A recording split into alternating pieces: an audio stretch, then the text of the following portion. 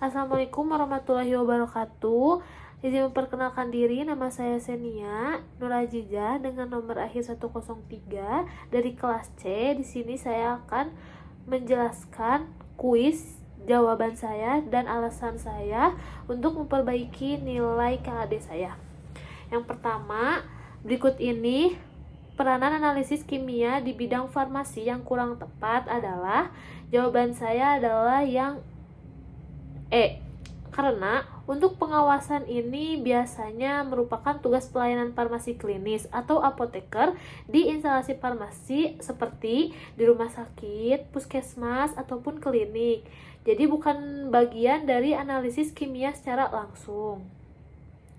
Baik, yang kedua ini adalah suatu senyawa kimia yang akan dianalisis dalam suatu sampel disebut analit. Kenapa analit? Karena analit adalah senyawa atau zat yang menjadi objek analisis, yaitu yang ingin diketahui kadarnya, jenisnya, atau karakteristiknya. Seperti ini. Baik. Yang ketiga, metode analisis yang bertujuan menentukan identitas sampel adalah, jawaban saya adalah analisis kualitatif. Kenapa? Karena analisis kualitatif ini metode analisis yang bertujuan untuk menentukan identitas atau jenis zat dalam suatu sampel tanpa mempersoalkan jumlah atau konsentrasinya. Jadi intinya tidak dihitung secara detail.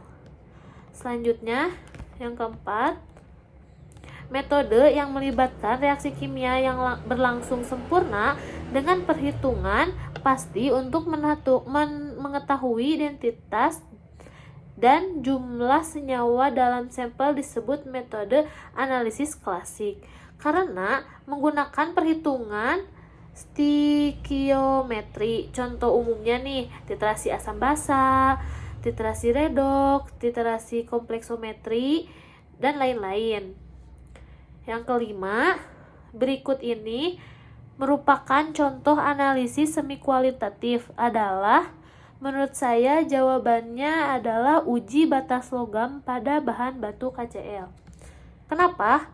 Karena termasuk analisis semi kualitatif, bertujuannya untuk mengetahui apakah kadar logam berat yang dalam bahan ini melebihi batas aman atau diizinkan atau tidaknya. Selanjutnya, nomor 6, berikut ini yang termasuk metode analisis kimia modern adalah, menurut saya, spektrofotometri UV-Vis.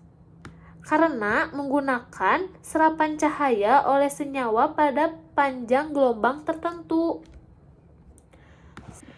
Berikutnya nomor 7, berikut ini termasuk ke dalam reaksi kering analisis kualitatif kecuali, jawaban menurut saya yaitu reaksi kimia dengan reagen. Karena reaksi kering analisis kualitatif adalah uji yang tidak melibatkan larutan atau reagen cair. Contohnya, misalnya kalau uji kering itu ada uji nyala, ada pemanasan tabung uji.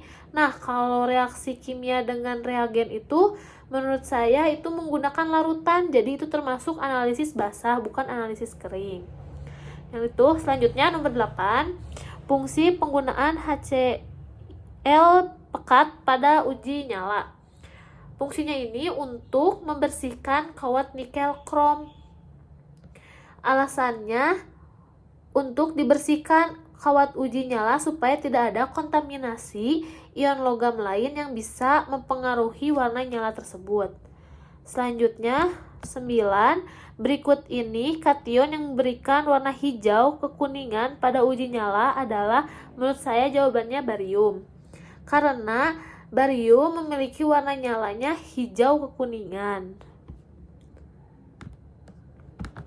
Selanjutnya nomor 10.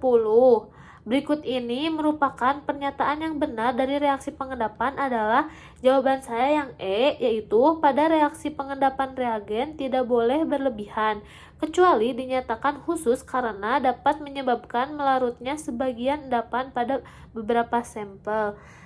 Alasannya ini karena kalau reagen diberi secara berlebihan menyebabkan efek pengemplekasian atau kelarutan kembali pada endapan. Jadi tidak akan terlihat endapan yang dibutuhkannya. Selanjutnya 11. Pemeriksaan ion logam kation dalam larutan biasanya diawali dengan mengelompokkan beberapa golongan kation dengan metode HCl, yaitu A. 12. Berikut ini tahapan analisis senyawa. Analisis untuk blank identification yang benar adalah yang A. Pemeriksaan pendahuluan, pemeriksaan ion logam kation dalam larutan, reaksi golongan anion dan reaksi spesifik, yang terakhir kesimpulan. Alasannya karena ini adalah senyawa organik yang untuk uji blank identification. Selanjutnya, berikut ini merupakan pemeriksaan pendahuluan yang sering dilakukan pada pemeriksaan anion adalah, jawabannya adalah pengujian dengan H2SO4 encer dan pekat. Alasannya karena pemeriksaan awal anion sering pakai asam sulfat encer atau pekat untuk melihat apakah terbentuk gas seperti gas CO2 atau SO2 atau perubahan lainnya. Yang ke-14 yaitu pada reaksi analisis golongan kation, kualifikasi penggolongan kation berdasarkan sifat kation terhadap beberapa reagen di bawah ini kecuali jawaban saya yang E, yaitu NH4CO3.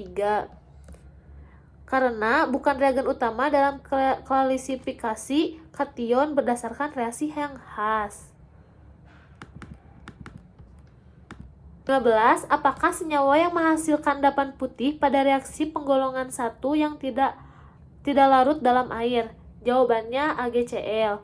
Karena AgCl adalah senyawa yang menghasilkan endapan putih pada reaksi pengelompokan golongan 1 dan tidak larut dalam air. Selanjutnya 16. Berdasarkan reaksi berikut, senyawa dan warna endapan apakah yang akan terbentuk pada saat disatukan tembaga ditambah hidrogen sulfida? Jawabannya itu akan menghasilkan CuS dengan endapan warna hitam. Ini ada juga di Vogel halaman 230. Selanjutnya, berikut ini manakah kation yang termasuk kation golongan 2A? Jawaban saya adalah BI karena alasannya karena golongan 2A itu tembaga. Jadi contohnya itu Hg, Pb, Bi, Cu dan Cd. Selanjutnya nomor 18, reagen apakah yang digunakan pada penentuan kation golongan 3 sehingga membentuk endapan sulfida? Jawaban saya adalah B, yaitu NH4Cl ditambah NH4OH ditambah H2S. Karena reagen ini digunakan untuk mengendapkan kation golongan 3 sebagai endapan sulfida. Selanjutnya, yang 19, berdasarkan reaksi berikut, senyawa dan warna endapan apakah yang akan terbentuk? Jawaban saya untuk